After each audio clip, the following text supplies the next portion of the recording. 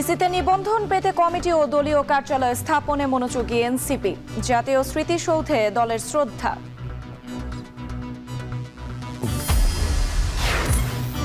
চট্টগ্রামের সাতকানিয়ায় ডাকাত সন্দেহে গণপিটুনি, 2 জন নিহত, গুলিবিদ্ধ কয়েকজন হাসপাতালে ভর্তি।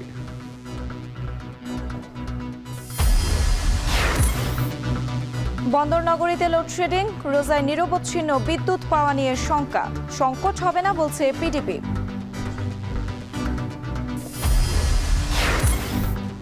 এবং ইউক্রেনকে সামরিক সহায়তা বন্ধ করল যুক্তরাষ্ট্র। ট্রাম্প জেলেনস্কি বাকবিতণ্ডার জের।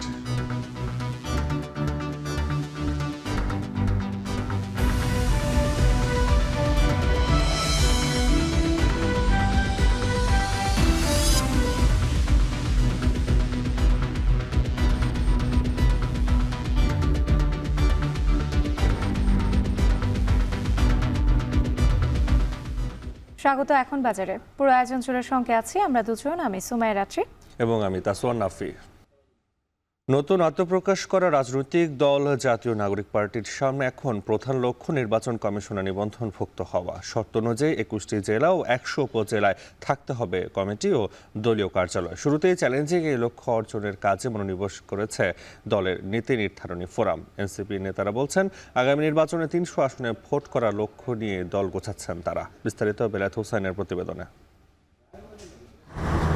যে কোনো নতুন রাজনৈতিক দলকে নিবন্ধন পাওয়ার ক্ষেত্রে জাতীয় সংসদ নির্বাচনের আইন, গণপ্রতিনিধিত্ব আদেশ, আরপিওতে ডজনখানেক শর্ত আরোপ করা আছে। যদিও এর মধ্যে বেশ কয়েকটি শর্তের কার্যকারিতা এখন আর মোটেও নেই। এই যেমন কোনো নতুন দলকে নিবন্ধন পেতে হলে স্বাধীনতার পর থেকে এখন অবধি যে কোনো একটি সংসদীয় আসনে দলীয় প্রতীক নিয়ে বিজয়ী হতে হবে। এই বিধানটি কাগজে কলমে থাকলেও মুখে মুখে অনেকটা রহিত হয়ে গেছে। এটি শুধুমাত্র 2008 সালে যখন প্রথমবারের মতো রাজনৈতিক দলগুলোকে নিবন্ধনের আওতাভুক্ত করা হয় তখনকার জন্যই কার্যকর ছিল। তবে এখনও নিবন্ধনের এমন কিছু শর্ত আছে যেগুলো যে কোনো নতুন দলের ক্ষেত্রেই বেশ কঠিন এবং চ্যালেঞ্জিংও বটে। গণপ্রতিনিধিত্ব আদেশে রাজনৈতিক দলের নিবন্ধনের জন্য যেসব শর্ত দেওয়া আছে তা হলো ন্যূনতম 21টি জেলা ও 100টি উপজেলায় কমিটি ও কার্যালয় থাকতে হবে। পাশাপাশি প্রতিটি উপজেলা বা থানায় সদস্য হিসাবে অন্তত 200 জন ভোটারের অন্তর্ভুক্তি থাকতে হবে। আগামী জাতীয় সংসদ নির্বাচন কবে নাগাদ অনুষ্ঠিত হবে সে বিষয়ে এখনও রাজনৈতিক সুরাহা না হলেও অন্তর্বর্তী সরকার কিংবা নির্বাচন কমিশনের পক্ষ থেকে এবছরের ডিসেম্বরকেই ইঙ্গিত করা হচ্ছে।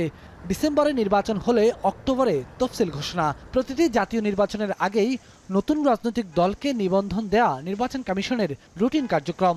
অক্টোবরে যদি সংসদ নির্বাচনের তফসিল হয় তাহলে সেপ্টেম্বরের মধ্যেই নিবন্ধন কার্যক্রম শেষ করতে হবে। গত 28 ফেব্রুয়ারি রাজধানীর মানিক মিয়া এভিনিউতে নয়া রাজনৈতিক বন্দোবস্ত নিয়ে আত্মপ্রকাশ করে নতুন রাজনৈতিক দল জাতীয় নাগরিক পার্টি এনসিপি। দলটির সামনে এখন নানা বাস্তবতা। তবে এনসিপির জন্য অন্যতম প্রধান চ্যালেঞ্জ দলের সদস্য সংগ্রহ, জেলা উপজেলায় কমিটি এবং কার্যালয় স্থাপন করা। এসব কার্যক্রমকে এগিয়ে নিয়ে দলের নিবন্ধন পাওয়ার ক্ষেত্রে কয়েকদিনের মধ্যেই দলীয় ফোরামের ব্যস্ততা শুরু হবে বলে জানান এনসিপির মুখ্য সংগঠক। একটা পার্টিকে রেজিস্ট্রেশন করার জন্য এবং নির্বাচনী ইলেকটোরাল প্রসেসে অংশগ্রহণ করার জন্য যে ধরনের শর্তাবলী রয়েছে আমরা বিশ্বাস করি এবং মানুষের যে স্বতঃস্ফূর্ত অংশগ্রহণ আমাদের কাছে আমরা আত্মবিশ্বাসী যে আমরা এই শর্তাবলী পূরণ করতে পারবো। অর্থাৎ আমাদের 1/3 জেলাতে আমাদের কমিটি থাকতে হবে, 100-র বেশি আমাদের উপজেলা কমিটি থাকতে হবে, তারপরে হচ্ছে এটা কেন্দ্রীয় কার্যালয় থাকতে হবে। তো আমাদের কাছে মনে হয় এই বিষয়গুলো আমরা যথাযথ সময়ের মধ্যেই আমরা এই বিষয়গুলোকে সম্পন্ন করতে পারবো। পুরো প্রক্রিয়া অবশ্যই চ্যালেঞ্জিং। রাজনীতি তো বিষয়টা হচ্ছে যে এটা খুব প্রতিনিয়ত চ্যালেঞ্জের মধ্যে দিয়ে যেতে হয়। 6 ঘন্টা যদি আপনার মনে হয় যে দেশের পরিস্থিতি বা সার্বিক রাজনৈতিক পরিস্থিতি আপনার নিয়ন্ত্রণে রয়েছে, পরক্ষণেই মনে হবে সব কিছু আপনার নিয়ন্ত্রণের বাইরে। তবে জুলাই বিপ্লব পরবর্তী বাস্তবতায় রাজনৈতিক দল নিবন্ধনের শর্ত আরও শিথিল করার পক্ষে মত রয়েছে নির্বাচন ব্যবস্থা সংস্কার কমিশনের। নির্বাচন ব্যবস্থা সংস্কার কমিশনের পক্ষ থেকে নিবন্ধনের যে বর্তমানে শর্তগুলো আছে এগুলোকে একটু শিথিল করার চেষ্টা করেছি। যেমন ধরুন, এখন আমরা মাত্র 10% জেলা এবং 5% উপজেলায় যদি কারো অফিস থাকে, কমিটি থাকে এবং একই সঙ্গে সর্বনিম্ন যদি 5,000 সদস্য থাকে তাহলে তাদেরকে আমরা নিবন্ধনের অনুমতির কথা বলেছি। এবং যদি এই মাসের মধ্যে অধ্যাদেশ আকারে আরপিও সংশোধন করা হয় সেক্ষেত্রে এটা এই যে নিবন্ধনের কাজটা এটা করতে বড় জোর 3 মাস লাগবে। আপনি ধরেন যে এপ্রিল, মে, জুন। এদিকে নিবন্ধন ও সাংগঠনিক কাঠামো তৈরির পাশাপাশি আগামী নির্বাচনে 300 আসনে ভোট করার প্রস্তুতির কথাও জানালেন এনসিপির এই শীর্ষ নেতা। আমরা তো 300 আসনেই আমাদের যেহেতু আমরা রাজনীতিতে এসেছি এবং একটা গণ-অভ্যুত্থান পরবর্তী রাজনৈতিক দল এবং সবচেয়ে বেশি জনসমর্থিত এবং তরুণদের যে একটি আকাঙ্ক্ষা রয়েছে, আগ্রহ রয়েছে, এটা আমাদের দায়িত্ব সম্পর্কে আমাদেরকে সচেতন করে দেয়। তো সেই জায়গা থেকে আমরা আশা করছি এবং এটি আমাদের লক্ষ্য যে 300 আসনকে টার্গেট করেই হচ্ছে আমাদের রাজনৈতিক কর্মসূচি বলে পরিচালিত হবে। জাতীয় নাগরিক পার্টি কোনো জোটে যাবে নাকি তাদের নেতৃত্বেই নতুন জোট হবে সেটি দলীয় ফোরামে আলোচনা করে চূড়ান্ত করা হবে বলেও জানান তিনি। নেতা নির্বাচন এটি যেন স্বচ্ছতার ভিত্তিতে হয়। বেলায়েত হোসাইন, এখন, ঢাকা। জাতীয় স্মৃতিসৌধে ফুল দিয়ে শ্রদ্ধা জানিয়েছেন জাতীয় নাগরিক পার্টির নেতাকর্মীরা। সকাল 8টার দিকে জাতীয় নাগরিক পার্টির আহ্বায়ক মোহাম্মদ নাহিদ ইসলাম ও সদস্য সচিব আক্তার হোসেনের নেতৃত্বে আহ্বায়ক, সদস্য সচিব সহ দলের অন্যান্য নেতারা মহান মুক্তিযুদ্ধে শহীদদের প্রতি শ্রদ্ধা জানান। এর মাধ্যমে সাংগঠনিক কার্যক্রম শুরু করল ছাত্র জনতা নিয়ে গঠিত নতুন এই দল। এর আগে ভোর থেকে কর্মসূচিতে অংশ নিতে স্মৃতিসৌধে আসতে শুরু করেন দলের নেতাকর্মীরা।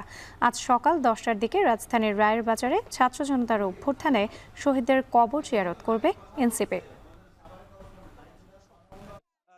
সদস্যকে রাখা হয়েছে এবং এটিকে আসলে এনসিপির নেতৃবৃন্দ বলছেন এটি একটি ইনক্লুসিভ কমিটি। ধীরে ধীরে এগিয়ে যাচ্ছেন শহীদ মিনার জাতীয় স্মৃতিসৌধের শহীদ বেদির দিকে।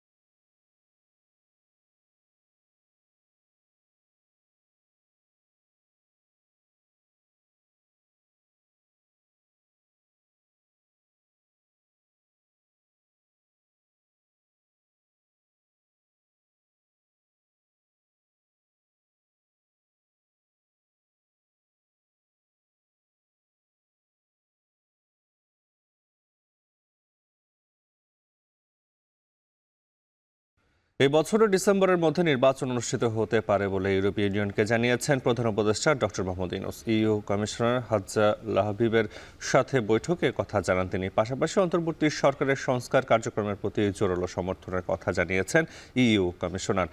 সোমবার রাষ্ট্র অতিথি ভবন যমুনায় প্রধান উপদেষ্টার সাথে বৈঠকে বসেন বাংলাদেশে সফররত ইইউর সমতা, প্রস্তুতি এবং সংকট ব্যবস্থাপনা কমিশনার হাজ্জা লাহবিব। বৈঠকে প্রধান উপদেষ্টা জানান অন্তর্বর্তী সরকার অবাধ ও সুষ্ঠু নির্বাচন অনুষ্ঠানের জন্য প্রতিশ্রুতিবদ্ধ।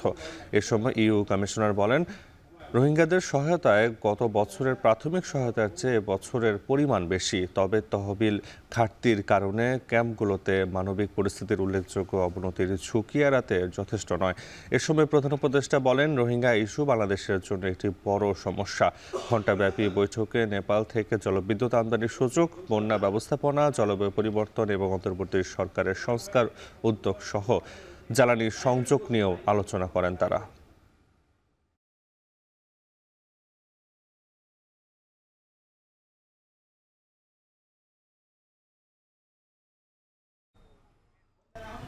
বঙ্গবন্ধু স্যাটেলাইট 1-এর নাম পরিবর্তন করে বাংলাদেশ স্যাটেলাইট 1 করার প্রস্তাব অনুমোদন করেছেন প্রধান উপদেষ্টা ডক্টর মোহাম্মদ ইউনূস। এ নিয়ে প্রজ্ঞাপন জারি করেছে ডাক ও টেলিযোগাযোগ বিভাগ। এর আগে উপদেষ্টা পরিষদের বৈঠকে স্যাটেলাইটের নাম পরিবর্তনের সিদ্ধান্ত নেওয়া হয়। বাংলাদেশ টেলিযোগাযোগ নিয়ন্ত্রণ কমিশনের প্রকল্পের মাধ্যমে 2018 সালে এই স্যাটেলাইট উৎক্ষেপণ করা হয়েছিল। 2022-এর 31 জানুয়ারি নতুন করে এর মালিকানা হস্তান্তর করা হয় বাংলাদেশ স্যাটেলাইট কোম্পানি লিমিটেডের কাছে। এই প্রকল্প বাস্তবায়নে মোট খরচ হয় 2,902 কোটি টাকা। স্যাটেলাইটের মোট 40টি ট্রান্সপন্ডার রয়েছে, যার মধ্যে 20টি ট্রান্সপন্ডার বাংলাদেশের ব্যবহারের জন্য রাখা হয়েছে।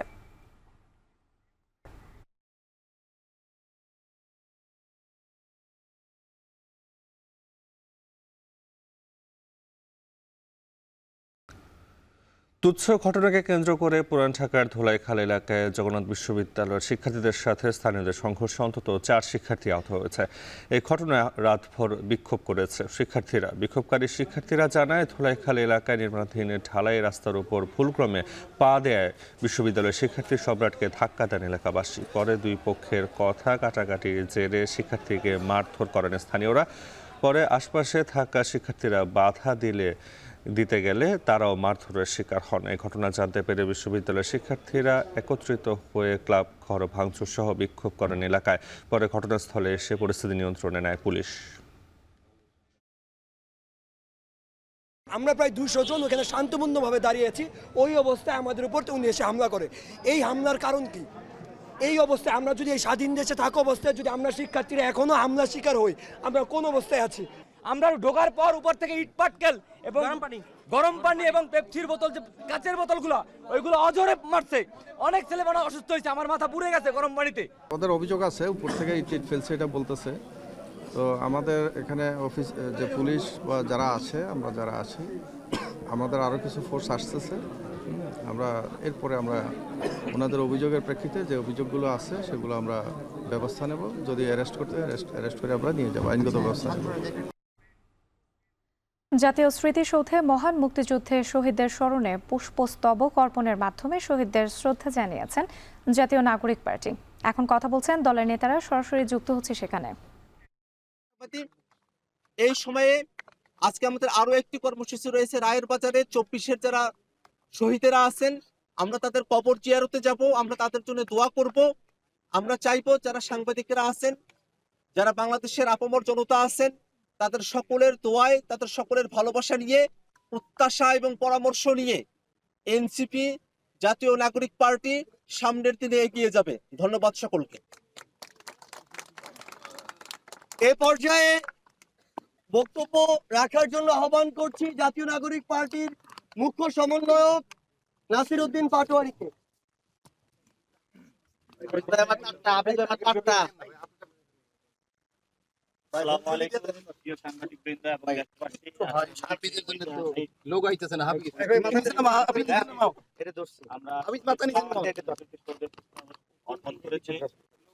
আমরা কবর জিয়ারতের মধ্যে যাব। আমাদের ভবিষ্যতে আমাদের যে গণপরিষদ ইলেকশন রয়েছে, সেখানে আমরা নতুন করে চিন্তা ভাবনা করছি। আমাদের একটা নতুন সংবিধান প্রয়োজন। সাথে সাথে যে পার্লামেন্টারি বডি রয়েছে সেটা নিয়েও আমরা চিন্তা ভাবনা করছি। লোকাল ইলেকশন যেটা রয়েছে সেটা নিয়েও আমরা চিন্তা ভাবনা করছি। এবং আমাদের যে একটি স্লোগান দেওয়া হয়েছিল ইনকিলাব জিন্দাবাদ, সেটা নিয়ে অনেকের মুখে কথা শোনা যাচ্ছে। আমরা পুরো বাংলাদেশকে বলতে চাই, পুরো বিশ্ববাসীকে বলতে চাই, বাংলাদেশের জনগণ, মাটি এবং মানুষের যারা রয়েছেন, পুরো আকাশের মধ্যে ইনকিলাব জিন্দাবাদ লিখে দিবে ইনশাআল্লাহ। ওকে, ধন্যবাদ সকলকে। এ পর্যায়ে বক্তব্য রাখবেন আমাদের জাতীয় নাগরিক পার্টির আহ্বায়ক নাহিদ ইসলাম। আসসালামু আলাইকুম। আজকে জাতীয় নাগরিক পার্টি এনসিপির প্রথম কর্মসূচি হিসেবে আমরা জাতীয় স্মৃতিসৌধে আমাদের স্বাধীনতা সংগ্রামের বীর শহীদদের শ্রদ্ধাঞ্জলি দিতে এসেছি। আজকে থেকে আমাদের যে আনুষ্ঠানিক কর্মসূচি শুরু হলো। জাতীয় নাগরিক পার্টি এনসিপির পক্ষ থেকে সারা দেশের সকল মানুষকে শুভেচ্ছা জানাচ্ছি। আমাদের এই ভূখণ্ডের জনপদের মানুষের যে লড়াইয়ের ইতিহাস রয়েছে, 1947 সালের আজাদির লড়াই থেকে শুরু করে 1971 সালের মহান স্বাধীনতা সংগ্রাম এবং 2024 সালের ছাত্র জনতার গণ অভ্যুত্থান, এই সকল লড়াইয়ের আকাঙ্ক্ষাকে ধারণ করেই আমরা নতুন বাংলাদেশ বিনির্মাণ করব এবং সেই লক্ষ্যে এনসিপি কাজ করে যাচ্ছে। এবং আমরা বলেছি যে 1971 সালের মুক্তিযুদ্ধের মধ্য দিয়ে আমরা একটি স্বাধীন রাষ্ট্র পেলেও আমাদের যে সার্বভৌমত্ব, সেই সার্বভৌমত্ব বারবার হুমকির মুখে পড়েছে। আমাদের যে গণতান্ত্রিক প্রতিষ্ঠানসমূহ বারবার ভেঙে পড়েছে।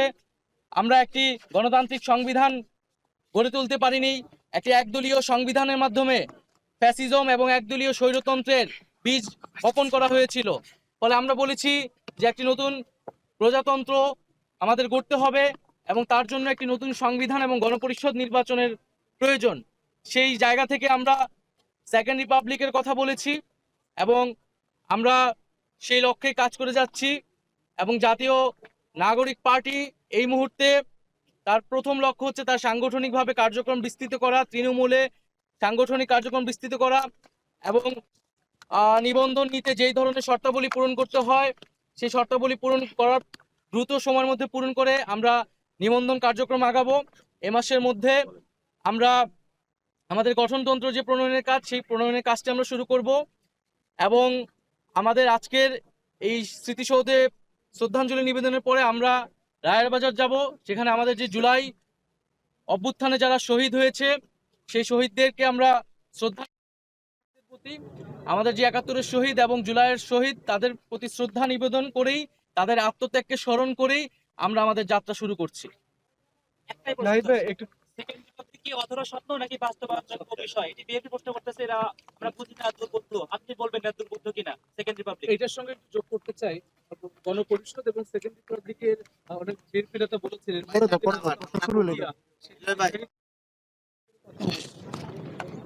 গণতান্ত্রিক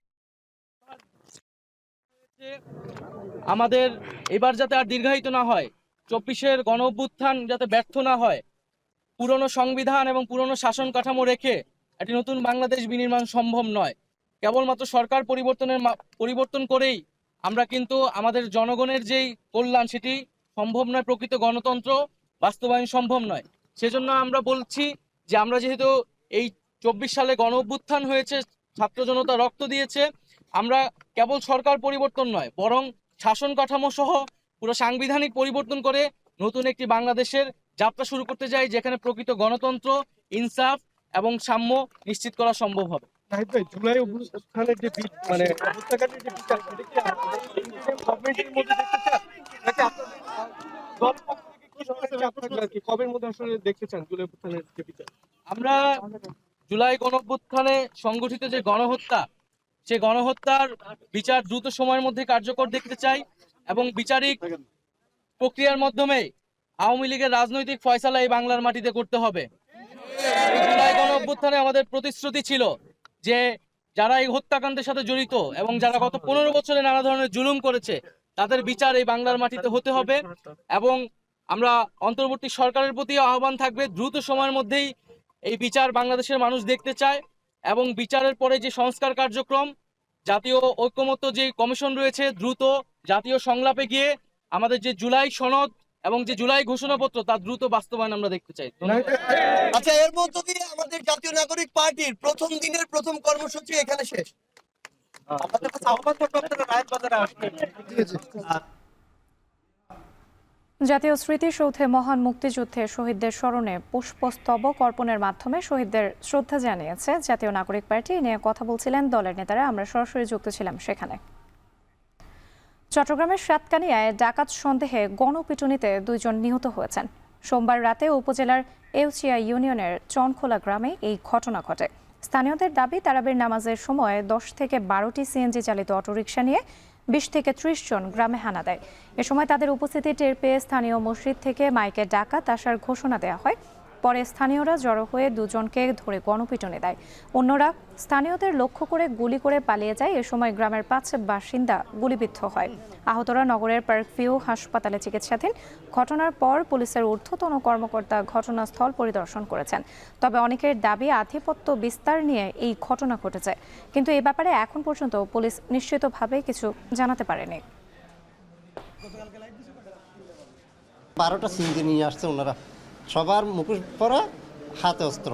মসজিদের মাইকে বলতেছে তারাবির মাঝামাঝি প্রায় শেষের মধ্যে বলাতে ওই মাইকে সবাই বলতেছে ডাকাত ঢুকছে, ডাকাত ঢুকছে, সব সম্পূর্ণ মাইকে বলে দিয়েছে। তারপর সবাই সতর্কভাবে হয়ে গেছে। তারপর ওরা বাঁচার জন্য যে যেভাবে পারছে এলোপাতাড়ি গুলি করে এখান থেকে পালিয়ে যায়।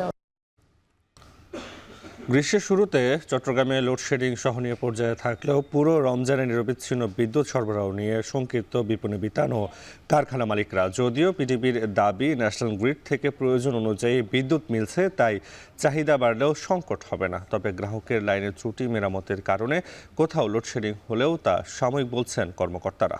বিস্তারিত জানাচ্ছেন হাজেরা শৈলী। গ্রীষ্মের আগমনে গরমের সঙ্গে বেড়েছে বিদ্যুতের চাহিদা। এছাড়া রমজানে মার্কেট খোলা থাকছে রাত দিন, যাতে বেড়েছে বিদ্যুতের ব্যবহার। গেল শীত মৌসুমে লোডশেডিংয়ের উৎপাত না থাকলেও গ্রাহকদের অভিযোগ বর্তমানে দিনে 3 থেকে 4 বার হচ্ছে লোডশেডিং। আবার কখনো রক্ষণাবেক্ষণ কাজের জন্য বিদ্যুৎ থাকছে না 4 থেকে 5 ঘন্টা, যাতে ক্ষতির মুখে পড়েছেন ব্যবসায়ীরা। তবে সবথেকে দুশ্চিন্তায় আছেন শীতাতপ নিয়ন্ত্রিত মার্কেটগুলোর ব্যবসায়ীরা। তারা বলছেন, একে তো গরম, তার উপরে কারেন্ট না থাকলে কেনাকাটা করতে আগ্রহ হারান ক্রেতারা। রমজান মাসে তো আমরা কন্টিনিউ সকাল 10টা থেকে রাত 3টা 4টা পর্যন্ত আমাদের কাস্টমার অলওয়েজ থাকে। এখন আমাদের তো ওই সময় বিদ্যুৎ দরকার। শীতকালে ছিল না, এখন কিন্তু দিনে 3-4 বার করে যাচ্ছে। এখন যদি রমজানে যদি এইভাবে যায় তাহলে তো আমাদের অবস্থা খারাপ হয়ে যাবে। আর আমাদের এটা যেহেতু এসি মার্কেট, যদি এরকম প্রবলেম দেয় লোডশেডিং, আমাদের অনেক ক্ষতি হয়, কাস্টমাররা দাঁড়াতেই চায় না মার্কেটে। এদিকে বর্তমানে লোডশেডিং সহনীয় পর্যায়ে থাকলেও সামনের দিনগুলো নিয়ে শঙ্কিত কারখানার মালিকরা। তারা বলছেন, একদিকে বিদ্যুতের দাম বেশি, সেই সঙ্গে ঈদ সামনে রেখে বেতন বোনাসের চাপ থাকায় উৎপাদন ব্যাহত হলে মজুরি ও বোনাস দিতে বেগ পেতে হবে তাদের। আমরা লোডশেডিং অ্যাফোর্ড করতে পারি না কোনোভাবেই। লোডশেডিং থাকলে আমাদের বাড়তি জ্বালানি খরচ, এটা আমরা মানে গার্মেন্টসের জন্য খরচ অনেক বাড়িয়ে দেয়। এই রমজান মাসে কিন্তু পোশাক শিল্প সেক্টরে খরচের ব্যাপারটা খুবই বেশি, কারণ 2 মাসের বেতন আছে, একটা বোনাস আছে, ধরতে গেলে এ মাসে 3 মাসের বেতন দিতে হবে। যদিও পিডিবির দাবি চাহিদা অনুযায়ী বিদ্যুৎ পাওয়ায় চট্টগ্রাম লোডশেডিং মুক্ত। তবে রক্ষণাবেক্ষণ কাজের নির্দিষ্ট কিছু এলাকায় কয়েক ঘন্টা বিদ্যুৎ সরবরাহ বন্ধ থাকলে তা আগে থেকে জানিয়ে দেওয়া হয়। এছাড়া চাহিদা বাড়লেও উৎপাদন ঠিক থাকলে সংকট তৈরি হবে না বলছেন কর্মকর্তারা। যদিও গ্রাহকের কষ্ট কমাতে বিদ্যুৎ ব্যবহারে সাশ্রয়ী হতে এসির তাপমাত্রা 25 ডিগ্রির নিচে রাখতে মসজিদে প্রচারণা চালানো হচ্ছে। লোডশেডিং আমাদের এখনো হয় না, আমরা এখনো কোনো লোডশেড নাই। যেটা আপনারা পাচ্ছেন সেটা হলো আমাদের শিডিউল মেনটেন্যান্সের জন্য কিছু কিছু ফিডারকে শাটডাউনে আমরা রাখছি। প্রতিদিনই আমাদের প্রত্যেকটা ডিভিশনে কোনো না কোনো ফিডারে কাজ হচ্ছে। এই যে এখন যেহেতু রোজার কিছু সেন্সিটিভ সময় আছে, বিশেষ করে সন্ধ্যার আজানের সময়, ইফতারের সময়, ভোর হচ্ছে সেহরির সময়, তারপরে এই তারাবির নামাজ, ওই সময়গুলোতে আমাদের টিম প্রত্যেকটা ডিস্ট্রিবিউশন ডিভিশনে আমাদের ইমার্জেন্সি টিম 24 ঘন্টা ডিউটি থাকে। বর্তমানে চট্টগ্রাম, কক্সবাজার সহ 3 পার্বত্য জেলায় বিদ্যুতের দৈনিক চাহিদা 1350 মেগাওয়াটের বেশি। গরম বাড়লে চাহিদা 1500 মেগাওয়াটে দাঁড়াবে বলে মনে করছে পিডিবি। হাজারে শিউলি, এখন চট্টগ্রাম। রমজানের শুরুতেই চুয়াডাঙ্গার বাজারে বাড়তে শুরু করেছে মাংসের দাম। ব্রয়লার মুরগির দাম কেজিতে বেড়েছে 20 টাকা। এ নিয়ে বিস্তারিত জানাতে মাংসের বাজার থেকে যুক্ত হচ্ছেন অনেক চক্রবর্তী। অনেক, মাংসের দাম বৃদ্ধির কারণ হিসেবে বিক্রেতারা কি বলছেন? রাত্রি আসলে রমজানের পর থেকেই কিন্তু আসলে চুয়াডাঙ্গার যে মাছের বাজার, মাংসের বাজারে কিন্তু আসলে প্রতি কেজি প্রতি আসলে 20 থেকে 30 টাকা কেজি প্রতি বেড়েছে। আমি এখন যেখানে আছি সেটি হচ্ছে চুয়াডাঙ্গার মাংসের বাজার। এখানে গত সপ্তাহ থেকে রমজানের পরেই কিন্তু আসলে মুরগির বাজারে প্রতিটি মুরগির আসলে কেজি প্রতি 20 টাকা কেজি প্রতি বেড়েছে। আমি ব্রয়লার আজকে বিক্রি হচ্ছে ব্রয়লার মুরগি 200 টাকা কেজি। এই ব্রয়লার মুরগি কিন্তু গত সপ্তাহে ছিল 175 থেকে 180 টাকা কেজি প্রতি আসলে ব্রয়লার মুরগি বিক্রি হয়েছিল। এছাড়া আজকের বাজারে কিন্তু দেশি মুরগি বিক্রি হচ্ছে 600 টাকা কেজিতে। যেই দেশি মুরগি গত সপ্তাহে ছিল 570 থেকে 580 টাকা কেজি। এছাড়া পাশাপাশি অন্যান্য যে মুরগি আছে সেখানেও কিন্তু আসলে প্রতিটি মুরগির কেজি প্রতি কিন্তু 20 থেকে 25 টাকা হারে আসলে বেড়েছে। পাশাপাশি আজকে খাসির মাংসের চুয়াডাঙ্গায় কেজি প্রতি বিক্রি হচ্ছে 1000 থেকে 1050 টাকা আসলে কেজি দরে। পাশাপাশি আজকে এই বাজার ছাড়াও জেলার অন্যান্য যে বাজার আছে সেখানে কিন্তু খাসির মাংস বিভিন্ন দরে বিক্রি হচ্ছে। কিছু কিছু বাজারে কিন্তু 1100 টাকা কেজি দরেও কিন্তু খাসির মাংস বিক্রি হচ্ছে। এছাড়া মাছের বাজারে কিন্তু লক্ষ্য করেছি যে বিশেষ করে পাঙাশ মাছ, তেলাপিয়া মাছ, এসব মাছে কিন্তু রমজানের আগে যে কেজি ছিল সেই কেজি অনুপাতে কিন্তু প্রতিটি মাছেই কিন্তু 15 থেকে 20 টাকা কেজি প্রতি রমজানের পর থেকে কিন্তু বেড়ে গেছে।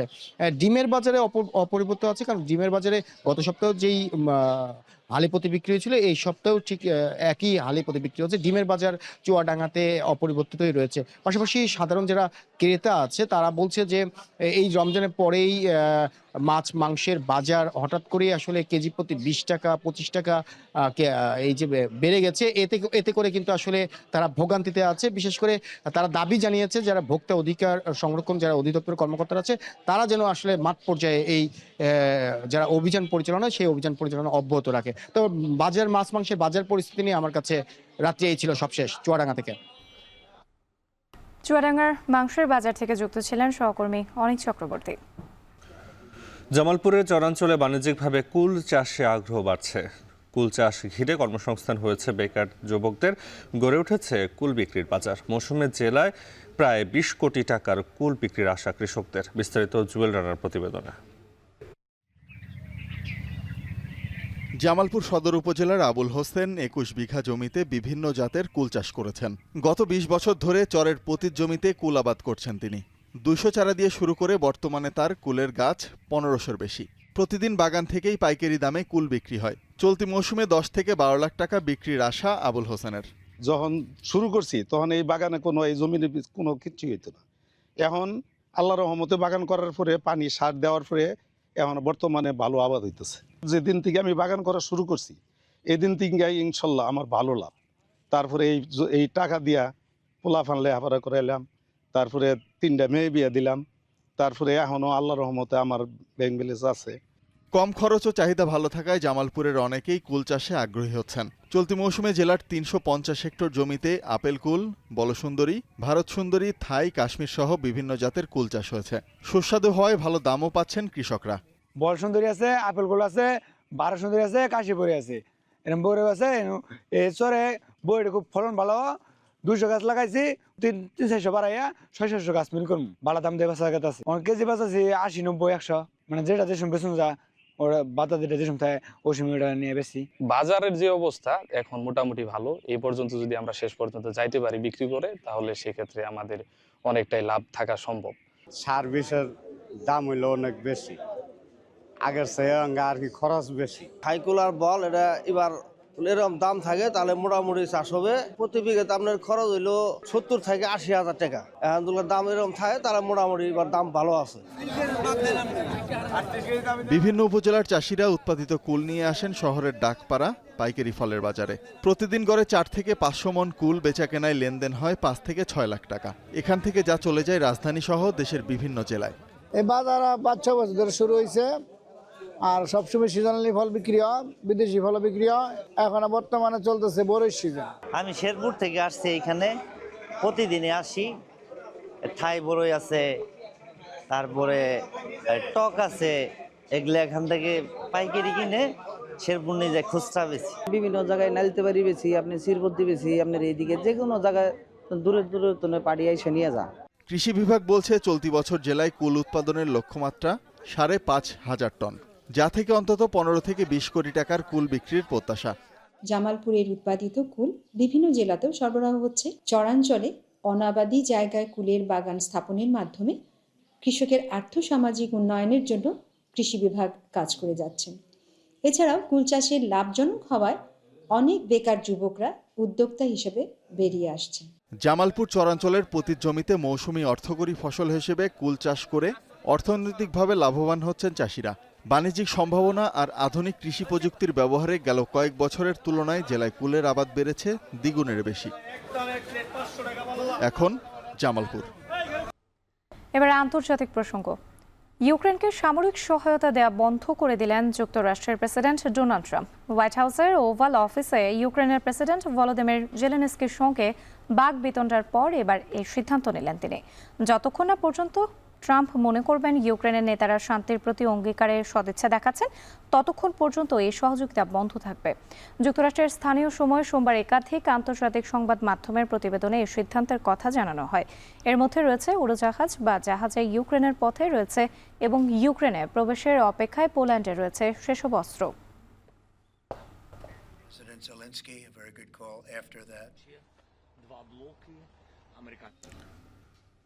চলছে সিয়াম সাধনার মাস। সৃষ্টিকর্তার প্রতি নিজেকে নিবেদন আর ইবাদত বন্দেগীর চর্চা অভিন্ন কোটি মুসলিমের। তবে পবিত্র রমজান মাস উপলক্ষে দেশে দেশে উৎসবের হাওয়া বইছে ভিন্ন আঙ্গিকে। বিস্তারিত জানাচ্ছেন নুসরাত কামাল। মাথার উপর ছাদ থেকে শুরু করে প্রিয় স্বজন, আরোপিত যুদ্ধ কেড়ে নিয়েছে সর্বস্ব। তাও ছোট্ট মানব জীবনের জন্য সৃষ্টিকর্তার কাছে কৃতজ্ঞতার শেষ নেই ফিলিস্তিনিদের। অবরুদ্ধ গাজা উপত্যকায় ধ্বংসস্তূপী হয়ে উঠেছে আরাধনার স্থান। تعزيز روح الترابط الاجتماعي في ظل شهر رمضان هو شهر الخيرات وشهر الموائد دائما يكون يجتمع عليه كل الناس. هذا الناس يقولوا اليوم ما في بيوت الناس ترجع عليها وتقعد فيها وتجتمع فيها. اليوم هو يوم كبير جدا حيث نستضيف أكثر من 5000 شخص ب5000 وجبة إفطار في هذا اليوم نرسم البهجة على وجوه الناس. ইসরায়েলি আগ্রাসনের জেরে অর্থনৈতিক সংকট লাঘবের জন্য পবিত্র রমজান মাসকেই বেছে নিয়েছেন অবরুদ্ধ পশ্চিম তীরের ফিলিস্তিনিরাও। সারা বিশ্বের সমাদৃত হেব্রনের সিরামিক শিল্প, ভাগ্য ঘোরাতে রঙিন সিরামিক আর মাটির বাসনে অনন্য নকশাকেই বেছে নিয়েছেন শিল্পীরা। অর্ধচন্দ্রের আকারে থালা, মগ আর অন্যান্য বাসন বানিয়ে তাতে খোদাই করে আরবি ভাষায় লিখছেন রমাদান করিম। قطع خزفية بيستخدموها في طاولات السفرة في الإفطار في رمضان. الأجواء يعني في أجواء لرمضان بس الأجواء أجواء حزينة يعني مش زي الأجواء العادية يعني قبل الحرب. পাশের দেশ মিশরে রমজানের হাওয়া বইছে বেশ। উৎসব মুখর সাজে সেজেছে শহর, নগর, গ্রাম, বন্দর। দেশটিতে বসবাসরত সিরীয় অভিবাসীরা মেতেছেন ঐতিহ্যবাহী তাকরিজা প্রথার চর্চায়। সিরিয়ায় গৃহযুদ্ধের শুরুতে রাজধানী দামেস্ক থেকে উদ্বাস্তু যারা প্রতিবেশী মিশরে আশ্রয় নেন, সময়ের সাথে তাদের হাত ধরে কায়রোতে পৌঁছেছে বহুদিনের পুরনো এই সিরীয় প্রথা। এটি মূলত হরেক রকম খাবারের এক ভোজ, যেখানে পরিবার পরিজন প্রতিবেশীদের নিয়ে খোলা আকাশের নিচে চলে খাওয়া দাওয়া। সিয়াম সাধনার মাসে ইবাদত বন্দেগীর পাশাপাশি জোরে সোরে চলে এই আয়োজন। বৈচিত্র্যময় ঐতিহ্যের রন্ধন শিল্প আদান প্রদান আর সামাজিক যোগাযোগ দৃঢ় করাও এর উদ্দেশ্য। من شعبان اللي هو قبل رمضان بفترة بسيطة فكانت الأهالي تطلع إلى الأماكن العامة. بيتميز بهذا إنه الناس بتحب تروح عن نفسها مثلا بأكلة ظريفة بمشوار ظريف كذا لأنه غالبا برمضان الناس بتنطوي شوية. অভিন্ন সীমান্ত না হলেও মিশরের আঞ্চলিক প্রতিবেশী উত্তর আফ্রিকার দেশ আলজেরিয়াতেও চলছে রমজানের মাহাত্ম্য উদযাপন। 10,000 দরিদ্র পরিবারে স্বস্তি ফেরাতে ফুড ব্যাংক কার্যক্রমের মতো উদ্যোগ নিয়েছে স্বেচ্ছাসেবীরা। جيت باش نمد من وقتي وباش نعاون الناس باسكو واحد ما يقدر يدير حاجه وحده وكل ما نتعاونوش لازم نديروها كاع كيف باش نعاونوا الناس. رانا نقوموا يعني المشروع هذا يقوم الى جمع مواد غذائيه وبعدين يعني توزيعها على عائلات محتاجه على كامل التراب الوطني بالتنسيق مع جمعيات محليه على المستوى الوطني. ইসলাম ধর্মে পবিত্রতম এবং হিজরি বর্ষপঞ্জির নবম মাস রমজান। ইসলামের 5টি স্তম্ভের অন্যতম সিয়াম সাধনার মাস এটি। রমজান জুড়ে সারা বিশ্বের কোটি ধর্মপ্রাণ মুসল্লি আল্লাহর ইবাদতের উদ্দেশ্যে দিনভর বিরত থাকেন সব ধরনের খাবার গ্রহণ ও পানীয় পান করা থেকে। দরিদ্রদের সাহায্যে হাত বাড়ান বিত্তবানরা। নুসরাত কামাল, এখন বিশ্ব। স্পেনের বার্সেলোনায় শুরু হলো মোবাইল ওয়ার্ল্ড কংগ্রেস 2025। এবারের আসরে শাওমি, অনর ও হুয়াওয়ে সহ বিশ্বখ্যাত মুঠোফোন প্রস্তুতকারকেরা উন্মোচন করেছে নিজেদের বেশ কয়েকটি অত্যাধুনিক মুঠোফোন। ধারণা করা হচ্ছে বৃহৎ এই সম্মেলনে অংশ নেবেন 1 লাখের বেশি মুঠোফোন প্রেমী। নাফিয়ারমান মননের প্রতিবেদন। ভিডিও কলে কথা বলছেন এক নারী। প্রথম দেখায় স্বাভাবিক মনে হলেও আসলে এটি একটি ডিপফেক, যা শনাক্ত করেছে অনরের নতুন মুঠোফোন ম্যাজিক 7 প্রো। এমনই অত্যাধুনিক প্রযুক্তির অসংখ্য মুঠোফোনের সমারোহে মুখর স্পেনের বার্সেলোনা, কারণ মোবাইল ওয়ার্ল্ড কংগ্রেসের এবারের আসরের আনুষ্ঠানিকভাবে পর্দা উঠল সোমবার। ধারণা করা হচ্ছে এবারের আসরে অংশগ্রহণকারীর সংখ্যা ছাড়িয়ে যাবে 1 লাখ। বিপুল সংখ্যক মুঠোফোন প্রেমীদের নজর কাড়তে ডিপফেক শনাক্তের মতো আকর্ষণীয় ও কার্যকরী ফিচার সমৃদ্ধ মুঠোফোন এনেছে প্রতিষ্ঠানগুলো।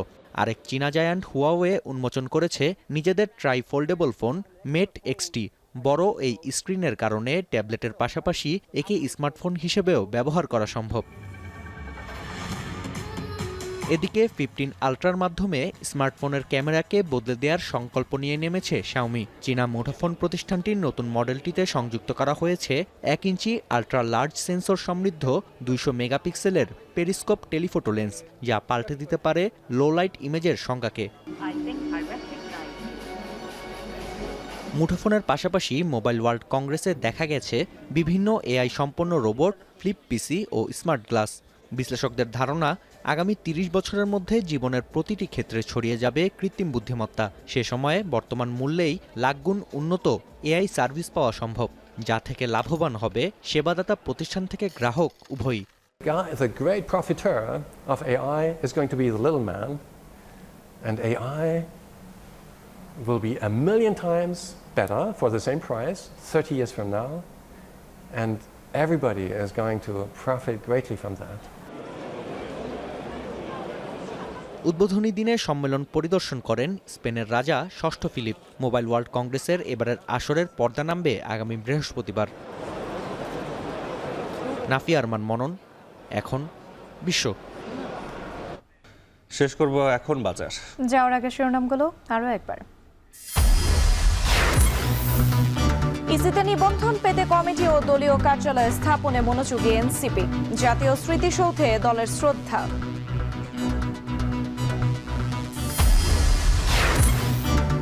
চট্টগ্রামের সাতকানিয়া ডাকাত সন্ধ্যায় গণপিটুনি, 2 জন নিহত, গুলিবিদ্ধ কয়েকজন হাসপাতালে ভর্তি।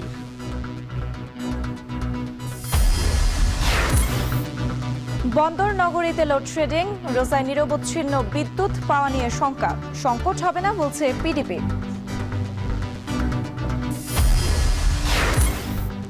এবং ইউক্রেনকে সামরিক সহায়তা বন্ধ করল যুক্তরাষ্ট্র। ট্রাম্প জেলেনস্কি বাকপিতণ্ডার জের।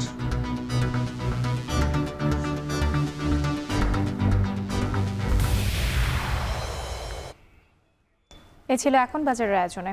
এখন টেলিভিশন ওয়েবসাইটে দেখতে ভিজিট করুন www.ekon.tv। এছাড়া ফেসবুক দেখতে ভিজিট করুন facebook.com/tv.ekon এবং ইউটিউব দেখতে ভিজিট করুন youtube.com/echontv।